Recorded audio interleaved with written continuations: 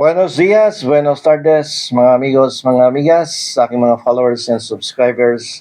Magandang araw po sa inyong lahat. Ako po ang inyong lingkod, Atty. Rene Bueno. Ngayon po ay pag-usapan naman natin itong tungkol sa issue ng random drug testing sa Senado. Isang pagtalakay tungkol sa moralidad, sa batas, at sa integridad. So pag-uusapan natin to ngayong araw na to dahil meron pong nahuli na empleyado ng isang senador. Tukuyin na natin si Robin Padilla, ang isa sa mga empleyado niya ay napagbintangan na humihitit ng marijuana dyan sa loob ng isang CR sa Senado. So dahil dito, sa usapin na to, mukhang naaapektuhan ang kredibilidad ng ating Senado na siya mismong gumagawa ng mga batas tungkol sa droga pagkatapos may nahulihan na ganyang klaseng paglabag sa mga patakaran sa loob ng Senado. Kaya itong ating Senate Minority Leader na si Tito Soto ay gustong ibalik ang mandatory random testing para sa lahat ng mga senador at kasama yung kanilang mga staff. So wag nating tingnan ng isyong ito bilang isang simpleng balita o chismis lamang. Ito ay isang case study sa governance, sa rule of law, at sa personal na integridad ng mga lingkod bayan. Upang maging malinaw ang ating diskusyon, hatiin natin ito sa apat na pangunahing punto. Ano ba yung mga pangyayari na nagudyok sa panawagang ito ng ating Senate Minority Leader na si Tito Soto? Ano ang sinasabi ng mga batas, ng ating mga batas tungkol sa drug testing para sa mga opisyal ng gobyerno? At ano ang mas malalim na kahulugan ng isyong ito para sa pampublikong tiwala? At ano ang dapat nating matutunan mula sa insidenteng ito bilang mga mamamayan at bilang mga tagapaglingkod bayan?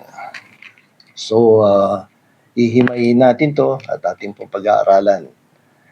So, nagsimula ang lahat ng aberyan na to sa isang aligasyon na kumalat sa loob ng Senado. Ayon sa ulat, ayon sa balita, merong isang dating legislative staff, si Nadia Montenegro, na umano'y sangkot sa paggamit ng illegal na substansya, marijuana in particular, sa loob mismo ng Senado, doon sa Senate premises mismo. At ang kakapal na mukha nito, no? Doon pa tumira ng droga sa loob ng Senate premises. Dahil sa bigat ng paratang at matapos ang internal na investigasyon, nagpa siyang magbitiw sa kanyang posisyon si Nadia Montenegro. Ito dating artista to sikat na artista nung araw to. So kanina nabasa ko lang sa Facebook, no, may nakalagay na post na nag-resign na, accepted yung resignation ni Nadia ng Chief of Staff ni Robin Padilla. So itong insidenteng ito ay nagdulot ng isang moral at institutional na krisis. Bakit? Dahil nangyari ito sa mismong lugar kung saan ginagawa ang batas. Kabilang na ang Comprehensive Dangerous Drugs Act of 2002, yung RA 9165. Ang issue ay hindi lang tungkol sa isang individual, kundi sa integridad ng buong institusyon. So dahil dito, agad na kumilos si Senate President at ngayon ay minority leader na si Tito Soto, dating Senate President na si Tito Soto.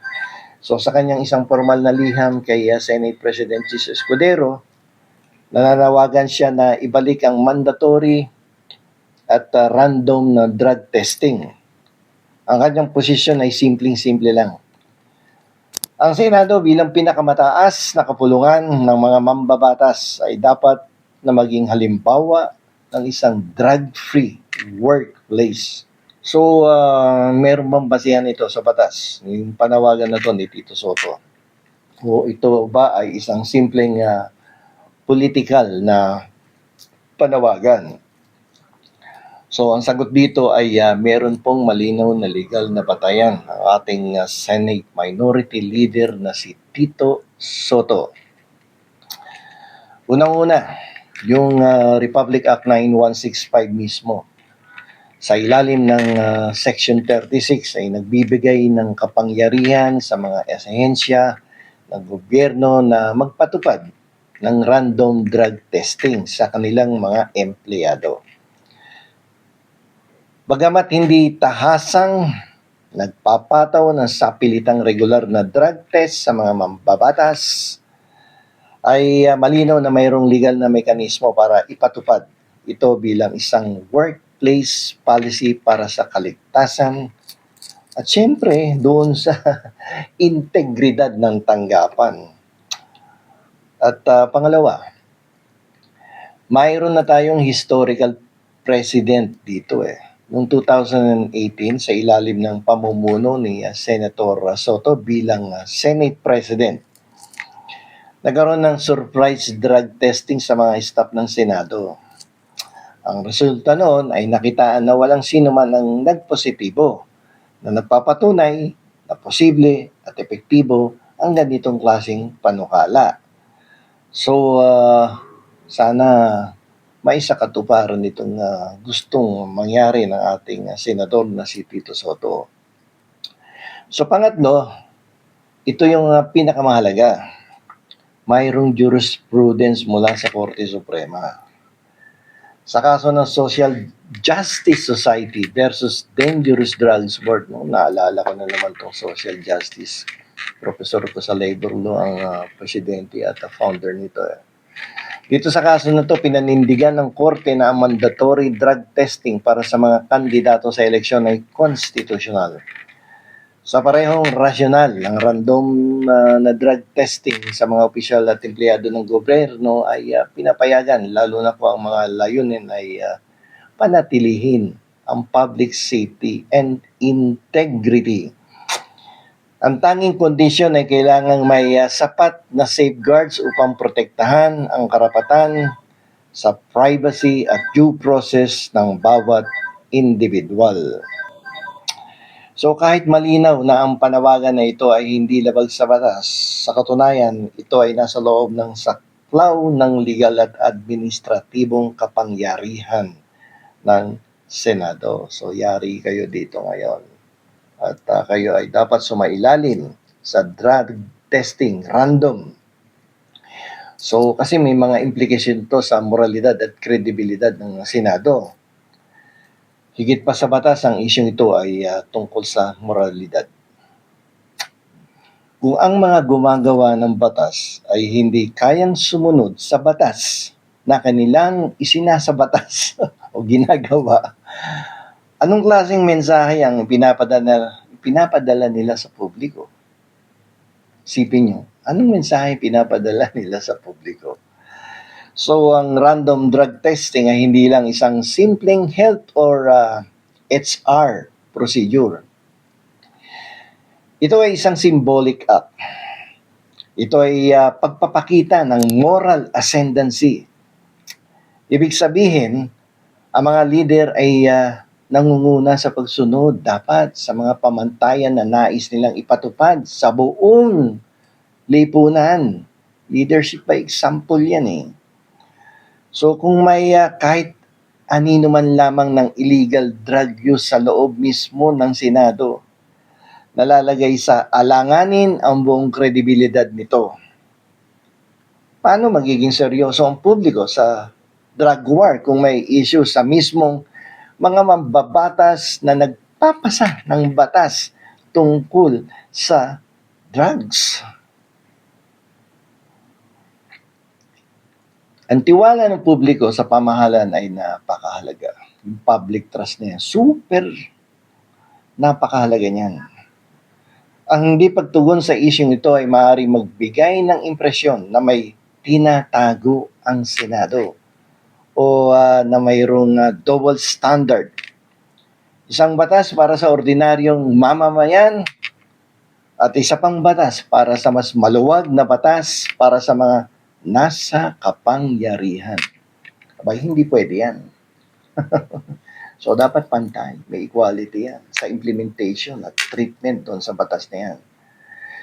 So, ano ang dapat matutunan natin mula sa discussion na to tungkol sa moralidad, integridad, dyan sa droga na yan, no? Dyan sa Senado. Para sa lingkod bayan, sa mga lingkod bayan natin, ang integridad ay hindi lamang isang salita. Ito ay isang prinsipyo na dapat isabuhay. Ang public service ay isang katungkulan na nangangailangan ng mataas na antas ng moralidad. Ang drug-free workplace ay dapat na maging hindi lamang isang slogan, kundi isang practice. Baka akala nyo, nangangampanya pa kayo at gumagamit ng mga political slogan. Nasa pwesto na kayo, nasa kapangyarihan na kayo. Dapat pangalagaan ninyo ang inyong moralidad at integridad sa posisyon. Para naman sa mamamayan, ito ay isang paalala na ang ating tungkulin na hindi natatapos sa pagboto. Kailangan natin maging mapagbantay. Hindi natin dapat ipinagkakatiwala ng buo ang kapangyarihan sa mga opisyal nang hindi sila sinusubaybayan at hinahamon. Ang ating boses ay mahalaga para panatilihin silang accountable. Susuli, ang isyong ito ay isang hamon sa Senado. Anong klase ng institusyon ba ang nais niyong ipakita sa sambayanan? Isang institusyon ba na nag-iisip? O isang institusyon na may double standard pagdating sa pagpapatupad ng ating mga umiiral na batas? So hanggang dito na lamang po. Ito pong muli ang inyong lingkod, Attorney Rene Bueno. Maraming salamat po.